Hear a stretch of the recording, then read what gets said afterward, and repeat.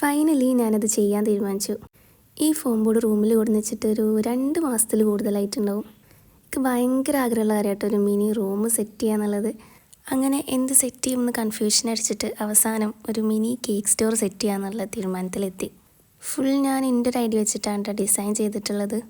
പെയിൻറ്റിങ്ങിൻ്റെ കാര്യത്തിലേക്ക് വന്നപ്പോൾ ആദ്യം ഞാൻ ഒരു പിങ്കും ഗ്രീനും വരുന്ന കോംബോ തീമിൽ ചെയ്യാമെന്ന് വിചാരിച്ചേ. പക്ഷേ ഗ്രീൻ അടിക്കുമ്പോൾ നിങ്ങൾക്ക് തന്നെ തോന്നുന്നുണ്ടാവും ഇതെന്ത് കളറാണെന്ന്.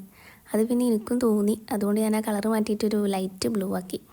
ഇതൊരു ഷോർട്ട് വീഡിയോ ആയതുകൊണ്ട് തന്നെ കംപ്ലീറ്റ് പ്രോസസ്സ് നമുക്കിതിൽ കാണിക്കാൻ പറ്റില്ല.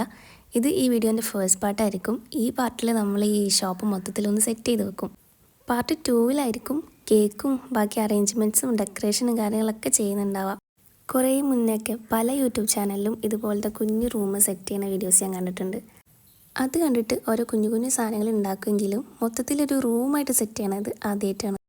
ഫ്ലോർ എന്ത് ചെയ്യണമെന്ന് ഇങ്ങനെ ആലോചിച്ചപ്പോൾ പെട്ടെന്ന് തോന്നിയൊരു ഐഡിയ ആണ് ഐസ്ക്രീം സ്റ്റിക്ക് കട്ട് ചെയ്തിട്ട് ഇങ്ങനെ ഒട്ടിക്കുക എന്നുള്ളത്. ബാക്കി ഐറ്റംസും കൂടെ വന്നാലാണ് മൊത്തത്തിൽ സെറ്റ് ആവുക. So stay tuned.